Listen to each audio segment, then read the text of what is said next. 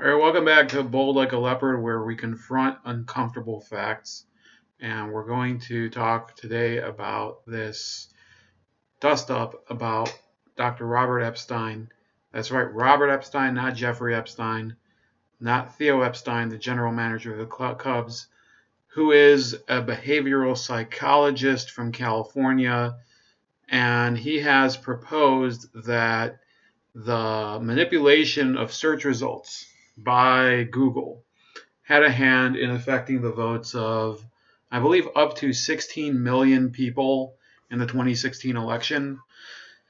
And there has already been a campaign based on Donald Trump's choice of tweeting out some reference to the study by Dr. Robert Epstein. There's this sudden rush to condemn it as a conspiracy theory, but we'll see really what the whole hubbub is about. I don't know if this is really a topic that can be hashed out in a short video, which is what we're going to do today.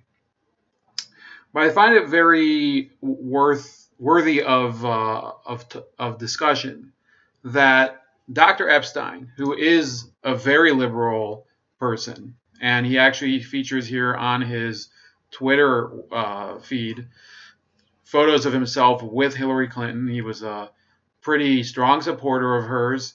And yet the media is treating him as a conspiracy theorist, whereas you have people like Anthony Scaramucci and especially people like Omarosa, who once they turn on the Trumpster, suddenly they become this fountain of truth for the media, whereas before they tend to distrust everything they say. So we'll read through some of this. I don't think it was a very good article, and you'll see why in a second. Hillary Clinton swatted back at President Donald Trump's attempts to spread another conspiracy related to her popular vote victory in the 2016 presidential election, this time claiming it was due to a search engine manipulation.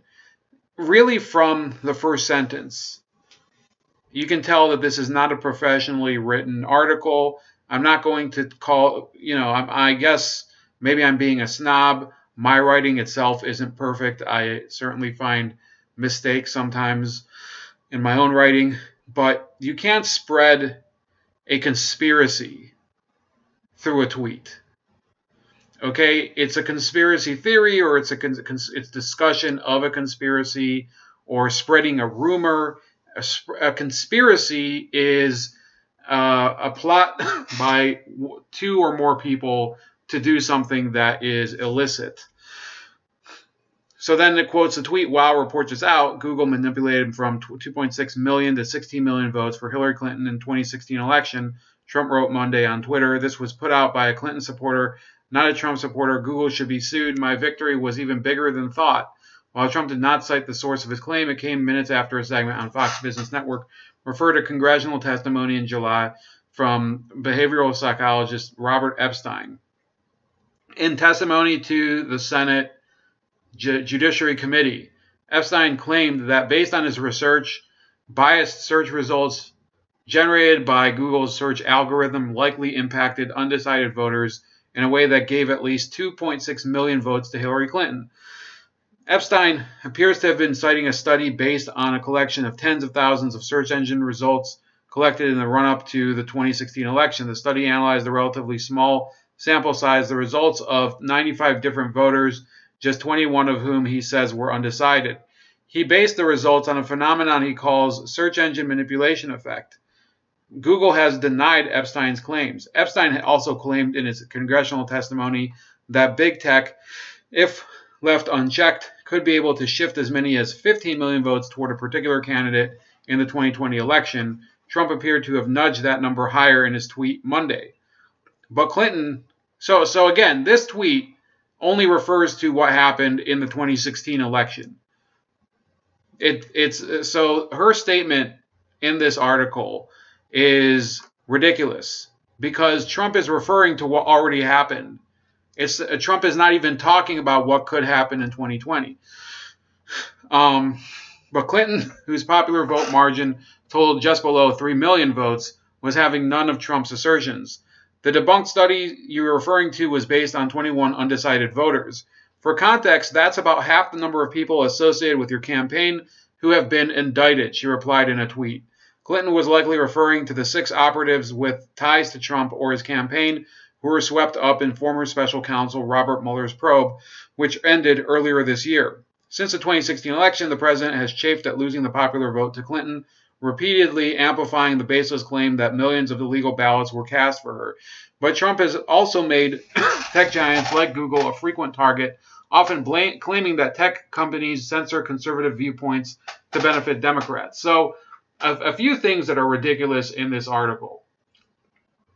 The majority of those votes that are the margin in the popular vote happen to be because of Hillary Clinton's resounding victory in one state, California, where she almost got a 70-30 split. And remember, California is the most populous state in the country. So in a state where you have an overwhelming majority, often going for one party or another, you often have a lot of voters who decide not to go out and vote simply because there might not even be a point. And increasingly, that's the truth, not just in California, but in obverse cases. If you go to Wyoming, if you go to Idaho, if you go to, increasingly nowadays, stunningly enough, for the Clintons, Arkansas, you can hardly see any value in going to support a Democratic candidate unless it's in a district that's heavily Democratic, because there's just such a skew to one side. That's just a result of the way parts of the country vote. So obviously California, which is the largest state in terms of population, the second largest state in terms of geography, is it's the perfect place for a candidate to run up the score in terms of votes, even though, as everybody knows, since the beginning of the country, since the beginning of presidential elections, the president has been elected by electoral vote. So you can win as many votes as you want in California. You're still only going to get, I believe they have 56 electoral votes. And then another issue that's brought up, and she says, well, for context, right? She says that's about half the number of people associated with your campaign who have been indicted. But who are these people? That includes people like Alex van der Zwaan, who's just some lawyer who wasn't even associated with the campaign, who's a Dutchman, who happened to have lied in a statement to the FBI about a transaction that had nothing to do with Russia. He was indicted. He spent a couple of weeks in prison.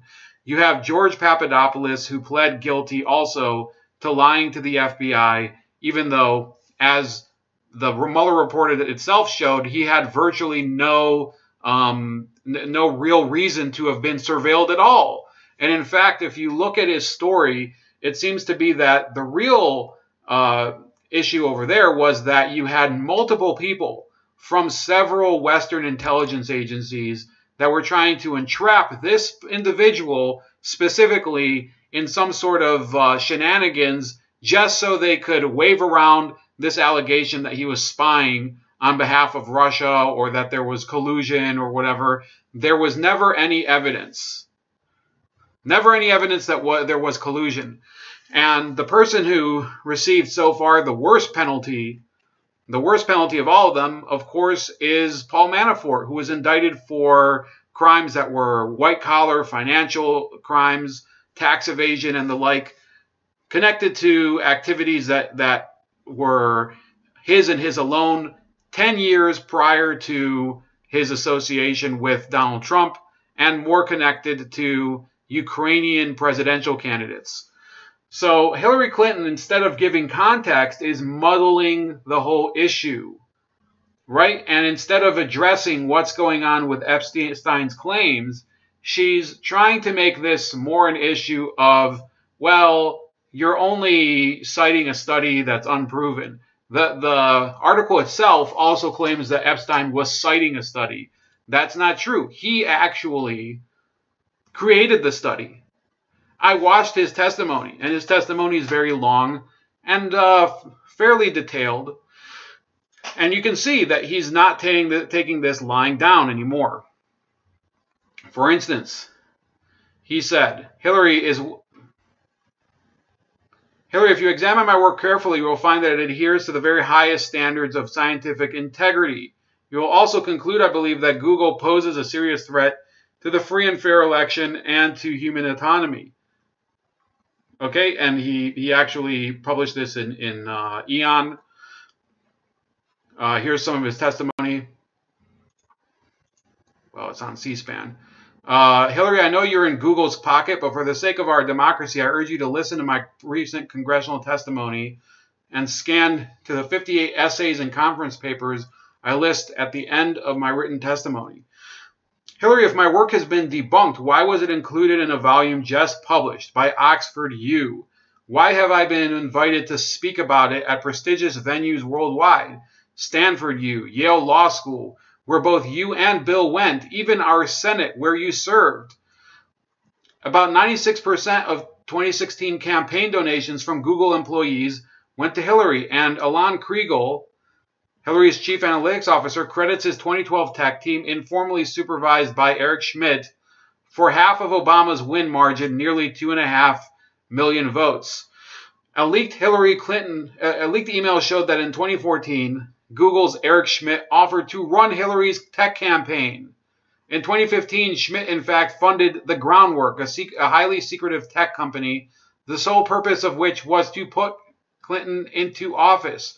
And this is from, I think this is Quartz, which is one of the most left-wing publications you get. It says a stealthy Eric Schmidt-backed startup that's working to put Hillary Clinton in the White House. So whether you like Donald Trump or whether you think Donald Trump is a piece of crap, the fact of the matter is that there is something definitely sinister in the way Google is manipulating the way people interact online, the way that they project search results. Now, I'll be frank. You know, sometimes I'll be going on Google and using the search engine, and typically I can find at least something that is useful for the topic that I'm trying to research. Every once in a while, I start to realize that the search results are curated in order to exclude something that is really what I'm searching for. So I would say this. It's time for people to really start to analyze what's going on with Google. There's more and more whistleblowers going out and talking, especially with Project Veritas, which I'm not really going to go into here just for the purposes of time.